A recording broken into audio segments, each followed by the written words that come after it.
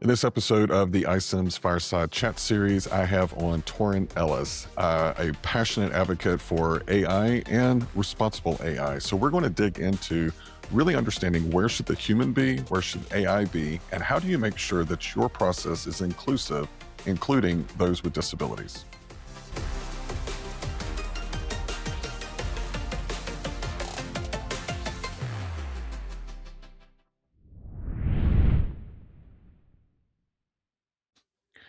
Mr. Torin Ellis, welcome to the ICIMS Fireside Chat. How are you, sir?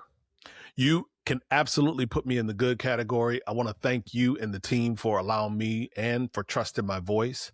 Looking forward to what I know is going to be a frenetic and quick conversation.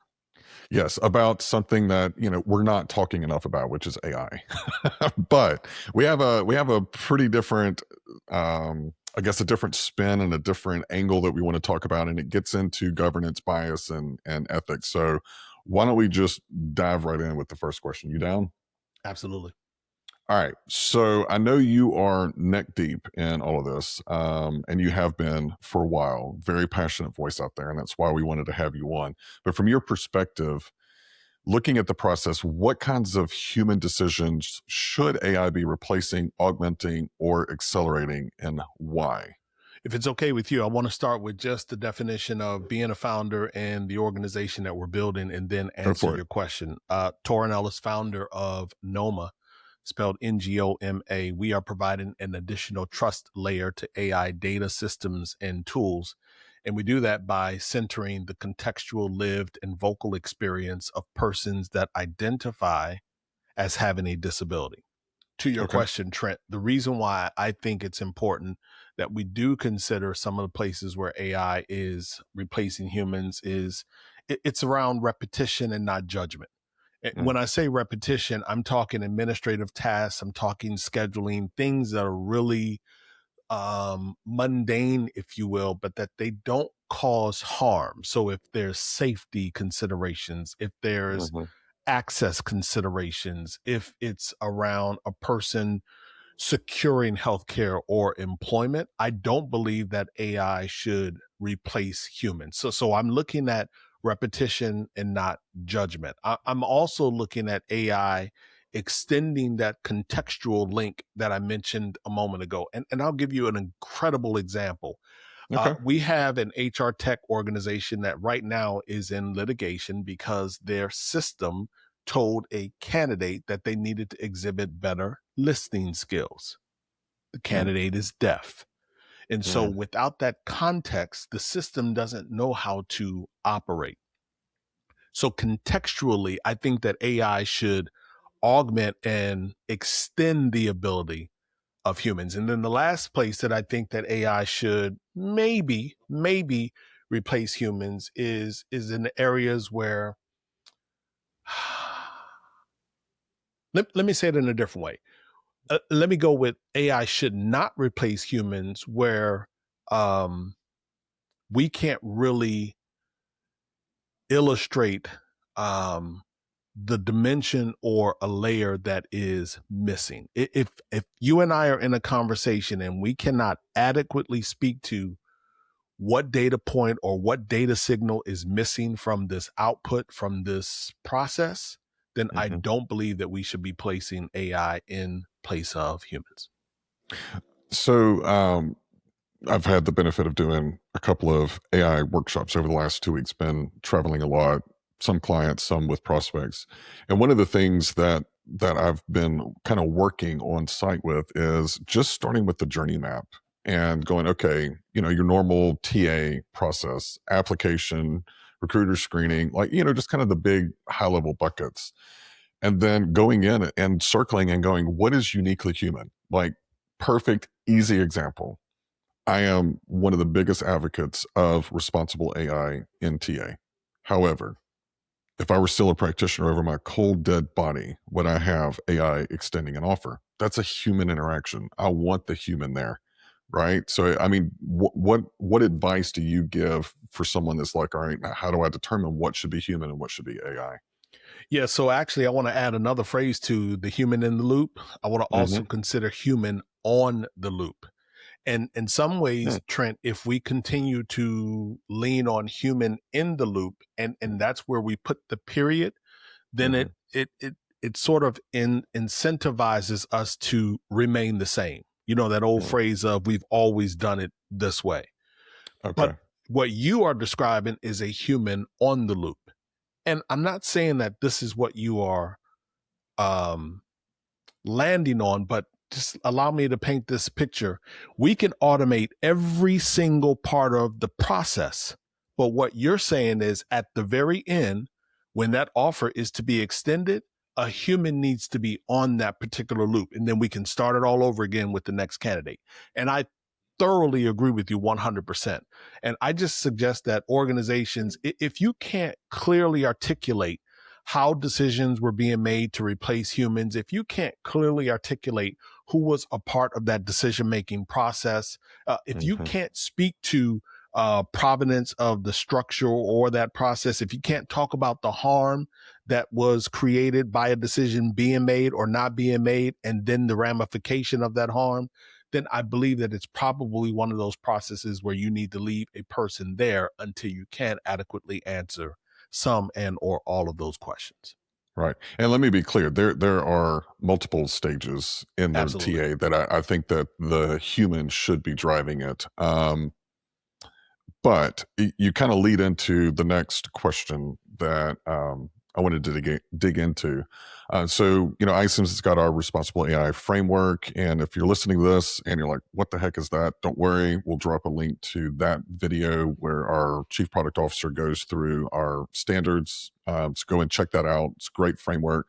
My advice that I've been given to prospects and to our clients on the ground whenever I go over. And I was like, look, if I were you, I'd take a picture of this slide, throw it in a deck, and then put my name on it and submit it. I mean, it's pretty transcendental.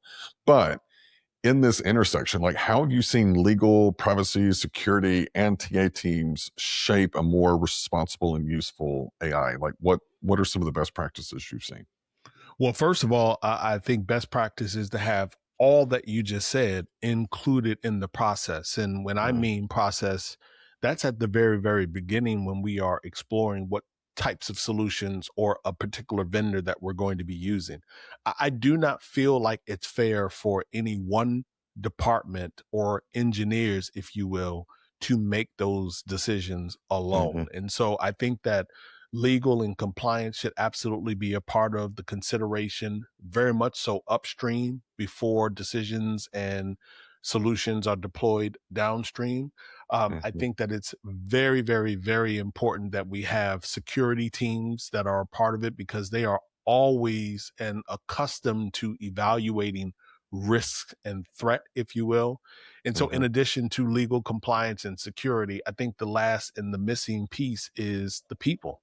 And when I say the people, it is the center of and the core of what Noma is. It's what drives the work that we do. And I think that what we often forget is the people that are going to be impacted by said system, tool, or data. To exclude them from the process is irresponsible. mm, And so I think that we need to include people in the equation. If you look up on the shelf, there's a book up there, Alex Coban's book, The Uncounted. And it's a principle and part of the practice that I have lived by over the last 15 years. And in that book, Trent, he asks one salient question: how do you want to be counted? mm, How do you mhm. want to be counted? And so I think that when we are looking at AI systems, data, solutions, tools, we need to look at some of those edge cases and people that are not always considered. Make sure that we consider them. And it's funny because I think that you've got y- there's so much noise out there. And I see TA teams do this a lot. Like we'll just bring legal in at the end. Um, that's wrong on so many levels. Like especially now with AI, things regulations are changing. You do need to have someone that's got the interest of everyone, and usually legal and compliance or that's the lens that they're coming in and going, okay, who are we excluding? Um, So the idea of not having them on the front end, and like my advice, I gave this to a couple of friends of mine in the industry that are going through an RFP process. I said I'd have two demos. I'd have one for me and my team, and then I'd have one for me and procurement, IT, legal, and I would tell the vendor, bring all your people to the table because I'm bringing mine, and let those conversations be had. And if you have it on the front end, it'll help you go and avoid these are my top two picks and neither one of those meet the criteria and the standards that's set forth by your organization is what is a good responsible AI framework. So glad you called that out, and I'm sure our legal friends would appreciate that as well. So Absolutely, what absolutely. so like, once you put it in, like how often do you think organizations should review these AI outcomes and then recalibrate the models or the workflows? Yeah, so drift is always a possibility, because things change, if you will. Technology changes extremely fast. And I think at a very bare minimum, we should have quarterly reviews on all of our data Mm, systems and tools, quarterly reviews. But Trent, what I would propose to you is that if we are in a high risk environment, and let me illustrate high risk as financial services, insurance, I would say healthcare and healthcare, yeah. life sciences, I would say Hmm. accessibility and assistive technologies. I would even be willing to say workforce planning and HR tech solutions because it contributes to a person's personal economy, i.e., they're being able to secure a job. So when Hmm. we look at high risk systems, I think that the review should be even more often than a quarterly review. Mm. And I think, see if you agree, but I think that, part of that process is sitting down with your legal and your compliance team and going, here's all the different tools that I use. What's low, medium, and high? And then working with them to establish an audit schedule based off of that. Would you agree with that process? I don't agree or disagree. I would want a bit more understanding when you apply the characteristic of low, medium, and high to a tool. It really Hmm. depends on that particular tool and how it is situated inside of the stack. When Hmm. I say low, medium, and high, and this is not to argue with you, but to Hmm. just give a different version of it, I'm really talking about the industry itself. Okay. And the data and the statistics show that people that have a disability, for instance, it's upwards of 25, 30, maybe even 35% often that the data that they receive from, let's just say, a GPT is Hmm. wrong. And so you and I, it's just common phrase for us, Trent, to toss around. AI can hallucinate. We're accustomed to that, but our Right. hallucination experience is a little bit different. It's one of those things. I liken it to the GPTs can make you feel good about your project, the thing that you are doing, your writing sample, if you will. It will absolutely stroke your ego. But Hmm. when I look at the disability community and their version of hallucination, it happens far more often and it can be far more catastrophic. So, if an AI system contributes to unfair or a harmful outcome, what should vendors be prepared to show to demonstrate that they took reasonable steps to prevent it? Well, first of all, I would love for vendors to be able to say that we designed this system or this tool for the edge cases and not the averages.